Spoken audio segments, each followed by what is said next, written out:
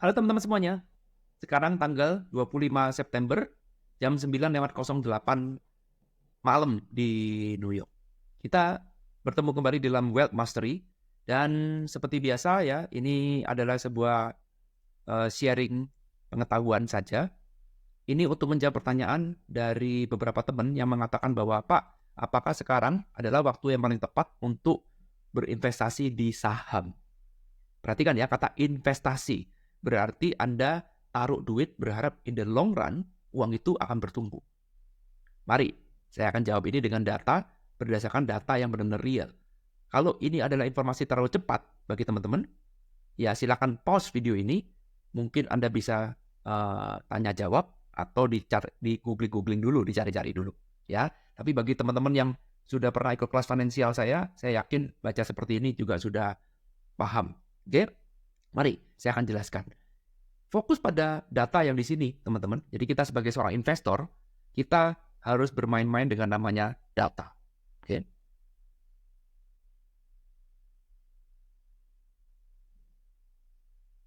Oke. Saya menggunakan market chameleon untuk mencari datanya ya di sini. Sehingga kita bisa dapat rangkumannya secara langsung. Oke. Nah, perhatikan teman-teman. Di sini Anda yang dilihat adalah yield dan yield. Jadi yang di atas ini adalah yieldnya saham, yang sini ini adalah yieldnya saham. Yang bawah adalah yieldnya untuk treasury, alias surat utang. Ya, kita sebut sebagai utang gitu ya. Oke. Nah, kita sebagai investor tentu saja bisa memindah-mindahkan uang sesuai dengan kondisi pasar. Jadi kita nggak bisa bilang saham akan bagus terus, utang akan bagus terus. Nggak bisa seperti itu. Ya, maka kita harus melihat ada momennya. Nah, sekarang mari kita lihat. Ada momen ketika saham itu murah, ada momen ketika saham itu mahal. Kita pakai common sense ya, teman-teman. Kita pakai common sense aja. Kalau sekarang kita mulai dari treasury yield dulu aja. Ya. Ini adalah boleh dikatakan kita sebut sebagai aset yang low risk, betul? Low risk aset. Saham kita sebut sebagai aset yang high risk. Aset. Ini ya. Nah, biasanya kalau yang high risk ini temannya apa? High return. Betul sekali. Sedangkan low risk ini temannya adalah low return. Ini pasar yang logikanya seperti itu, pasar yang normal. Nah, kita lihat sekarang, kita menuju ke pasar treasury yield sekarang. Berapa bunga interest rate Amerika sekarang? Per sekarang, bunga interest Amerika adalah 5,5% interest rate-nya. Ini langsung tercermin di angka 1 tahunnya. Nah, kemarin tanggal 20 Fed meeting itu mengatakan bahwa dia masih hawkish. Dia mengatakan tahun 2023 ini masih akan menyisakan kenaikan lagi di angka 5,75 dan nanti di tahun 2024 kalau datanya tetap sama diprediksi akan terus naik, mungkin bisa lewat 6% atau mungkin cuma sampai mentok 6%. Artinya masih ada peluang untuk terus naik. Ya. Jadi ini yang disebut dengan kondisi yang disebut dengan hawkish. Hawkish itu berarti hawk itu burung elang, berarti dia masih nukik ketajam.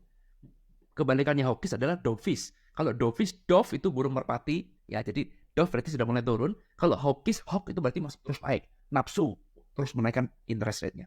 Itulah yang terjadi kemarin, data terakhir dari si Jerome Powell bahwa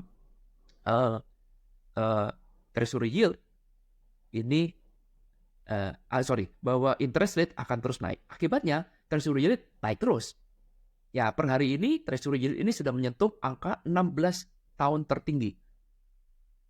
Wow. Ya, jadi sangat menggiurkan kalau kita sekarang mau investasi, kita mencari return, yieldnya adalah return kita. Kalau sekarang kalau kita lihat return-nya 5,5%. Wah, ini return yang luar biasa sekali. Sangat luar biasa. Ingat ya, pause video ini teman-teman. Pastikan Anda memahami dulu bahwa yang namanya high risk harus gabung dengan high return, low risk harus gabung dengan low return. Fed sekarang bunganya 5,5% dan masih akan terus naik di beberapa bulan ke depan. Bisa dipahami? Oke. Mari kita lihat sekarang. Nah, Kalau Anda sulit membayangkan apa itu treasury yield, mungkin paling gampang ya kita udahlah bayangkan secara ala orang awam, kita bayangkan ini adalah bunga deposito deh, gitu gampang ya. Kita bunga deposito lah paling sederhana. Sehingga kamu nggak usah ngapa-ngapain ya. Kamu seperti menaruh uang kamu di bank, kalau ini kan menaruh uang kamu di surat utang. Jadi kamu memberikan pinjaman utang ya, kurang lebih bersama seperti deposito. Kamu dikasih bunga 1 tahun 5,5% US dollar ya. Nah, perhatikan di sini ada yang lucu. Kalau kita lihat di sini 10 tahun 4,4%. Agak aneh ya. Yes. Secara teori, kalau kamu taruh uang lebih panjang, maka resiko yang kamu alamin akan lebih besar. Jadi, secara teori, kalau kamu naruh uang 10 tahun di sini, maka kamu berhak mendapatkan return yang lebih banyak dibandingkan dengan 1 tahun. Karena apa? Risiko yang kamu alamin selama 10 tahun ke depan, itu kan bisa naik, bisa turun, bisa naik. Oke? Ya, jadi anything can happen. Banyak ketidakpastian yang akan terjadi di 10 tahun ke depan. Sedangkan 1 tahun, ada ketidakpastian, tapi tidak sebanyak 10 tahun. Sampai sini bisa ngikutin? Bagus. Good. Nah sekarang Pak, kenapa kok 1 tahun bisa dikasih bunga lebih tinggi daripada yang 10 tahun? Secara rata-rata ya, ini ada rata-rata per tahun ya, average per year. Tanya, kenapa kok bisa seperti itu? Jawabannya simple. Berarti sekarang pelaku pasar melihat 1 tahun ini punya ketidakpastian sangat besar dibandingkan dengan 10 tahun. Itulah sebabnya kondisi sekarang disebut dengan inverted yield curve. Googling, cari apa artinya. Terbalik. Ini satu keadaan yang terbalik. Saya naruh uang dalam jangka pendek, dapat bunga yang lebih tinggi dibandingkan dengan saya kalau taruh jangka panjang. Ini kondisi terbalik. Dan kalau kondisi terbalik ini biasanya selalu identik dengan resesi. Itulah sebabnya banyak orang mengatakan ini kemungkinan bisa terjadi resesi. Berulang kali terjadi seperti ini terjadi resesi. Ya, kenapa terjadi resesi? Karena kalau kita lihat 1 tahun, 2 tahun, 5 tahun punya ketidakpastian lebih besar daripada 10 tahun. Oke, bisa dipahami? Ya, jadi ini ada hal yang nggak beres nih terjadi di pasar. Dari treasury yield dulu. Nah, kemudian sekarang mari kita lihat dari sahamnya. Ya, kita lihat dari saham. Sekarang kita lihat yang di atas ini sahamnya. Kayak gini ya. Nah, kita lihat. Ini adalah rata-rata selama 5 tahun. Ini adalah rata-rata selama 3 tahun. Ini adalah data yang sekarang. Now, bisa bacanya? Ya. Nah, mari kita lihat. Kalau kita investasi di saham, kita punya berbagai macam jenis yield. Ya, salah satunya misalkan kita ngomong earning yield, ini adalah profit yang kita hasilkan, teman-teman. Jadi ini adalah profit rata-rata. Jadi dari ini adalah data S&P 500, ya dari 500 company itu kita kemudian ukur secara average ya. Lalu kemudian kita mengatakan oke, yang sekarang adalah 3,9% adalah earning yield.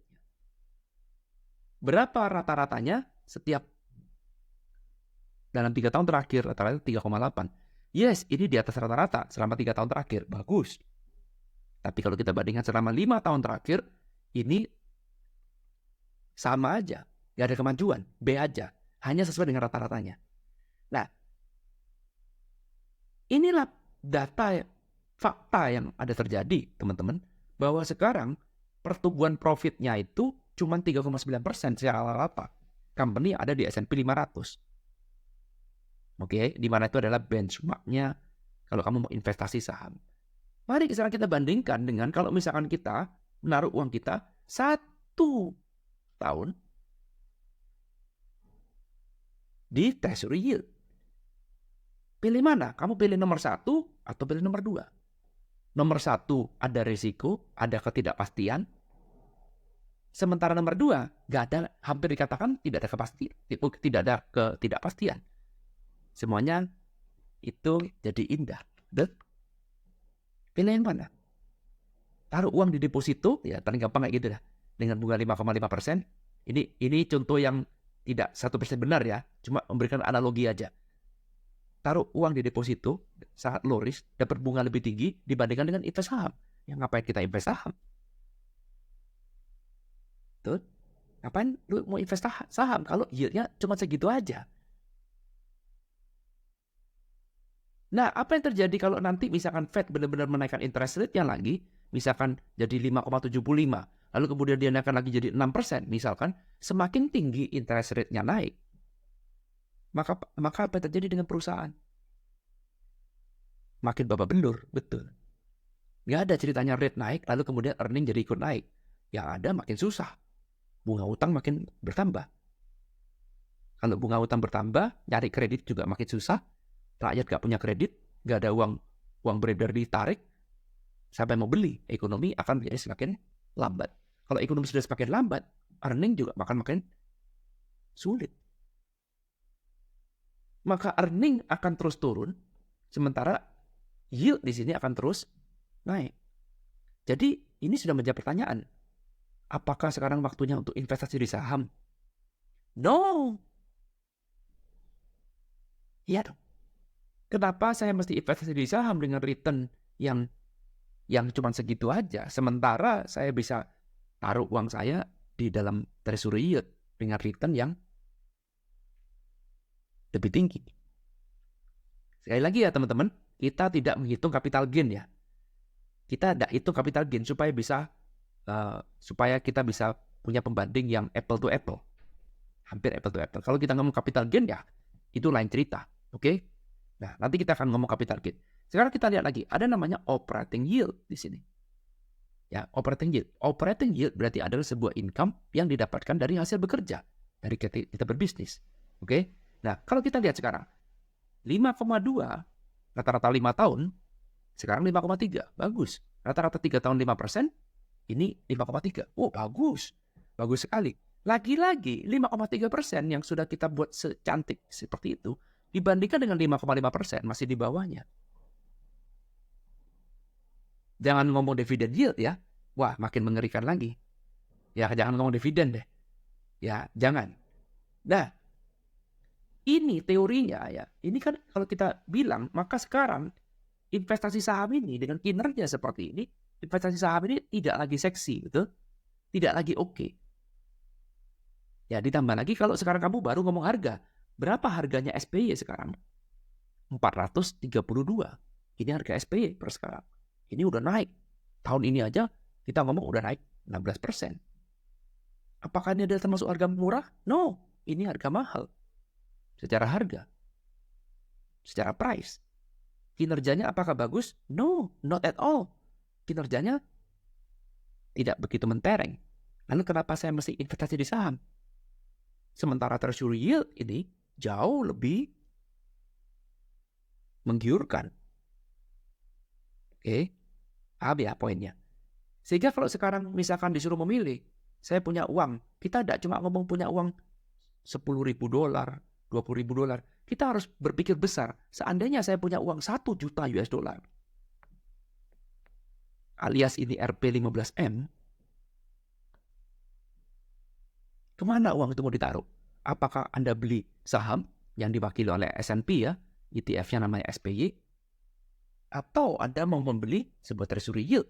Kita belikan surat utang, lalu kemudian 1 tahun kita bisa dapatkan return 5,5%. Maka jawabannya adalah tentu saja saya pasti akan masukkan diri ke sini. Nggak mungkin enggak. Ngapain kau masukkan ke saham? Saya akan bisa memasukkan ke saham dengan kondisi kayak begini. Itu hanya jika harganya murah. Contoh misalkan sekarang 432, sekarang tiba-tiba S&P turun gila-gilaan menuju ke angka 200. Sehingga ini turun 50% lebih. Jadi ibaratnya mobil, boleh mobilmu hancur, bekas nabrak, ya kalau harganya murah, kita bisa bicara, betul nggak? Tapi kalau sekarang kamu mobilmu hancur, bapak belur, harganya dijual mahal, siapa yang mau? Ya gak ada yang mau. Sehingga kalau sekarang misalkan harga seperti ini, harganya murah 200, maka kita bisa mengharapkan capital gain, misalkan 100% kalau dia kembali lagi ke 400. Bolehlah, mau saya taruh di saham. Karena treasury yield tidak pasti nggak mungkin bisa 100% kan? Nggak mungkin. Paham maksud saya? Tetapi kalau sekarang harganya tinggi seperti sekarang, 432, apakah bisa kamu mengharapkan return 100% 1 tahun dengan harga yang sudah semahal ini? Sulit. Nggak make sense. Itu adalah sebuah target yang sangat tidak masuk akal. Sehingga kalau sekarang kita lihat seperti ini, ya saya nggak tahu apakah S&P akan turun apa enggak. Saya nggak tahu. Jawabannya tidak tahu. Bisa iya, bisa enggak. Apakah resesi benar akan datang? Nggak ada yang tahu. Bisa iya, bisa enggak. Tapi nggak penting. Sekali lagi kita hidup tidak dengan prediksi. Tetapi kalau sekarang saya disuruh investasi, saya akan masukkan uang saya ke dalam treasury yield. Ya, betul. Ini sudah return di atas inflasi loh. Inflasinya Amerika CPI-nya 3,7 ya terakhir ya. 3,7 CPI-nya Amerika. Ini sudah di atas inflasi loh, 5,5. Wow, bagus banget. Betul? Paham maksud saya? Ya, tapi kalau misalkan ternyata benar harga sahamnya murah, ya mungkin saya akan masuk ke saham. Lalu apakah saya meninggalkan saham? Enggak. Apa yang saya lakukan di saham? Ya saya trading menggunakan option. Ya bukan trading saham ya, bukan. Tapi saya trading menggunakan instrumen yang tepat. Itu yang kita lakukan. Ini yang dilakukan oleh semua teman-teman. Beruntunglah teman-teman yang ada di sini mengetahui informasi yang sangat luar biasa ini. Karena ini saya buat biasanya cuma di kelas finansial saya.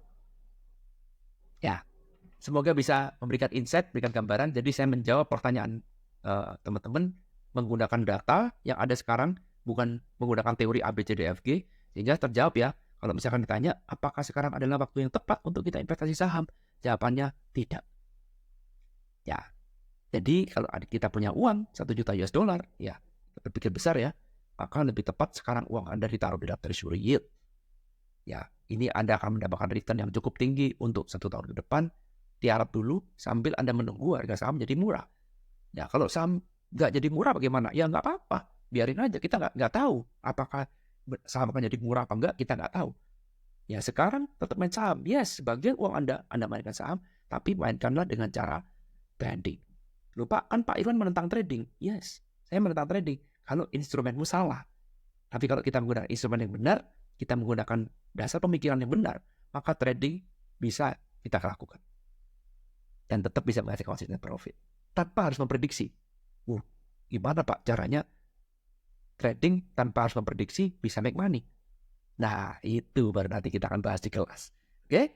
Thank you teman-teman dan tonton video ini. Semoga bisa bermanfaat. Kalau ada pertanyaan, kalau ada komentar, silakan tulis di kolom komentar atau Anda boleh kirim email. Kolom emailnya ada di kolom deskripsi. Thank you teman-teman dan nonton video ini. Ketemu lagi di Wealth Management selanjutnya. Thank you.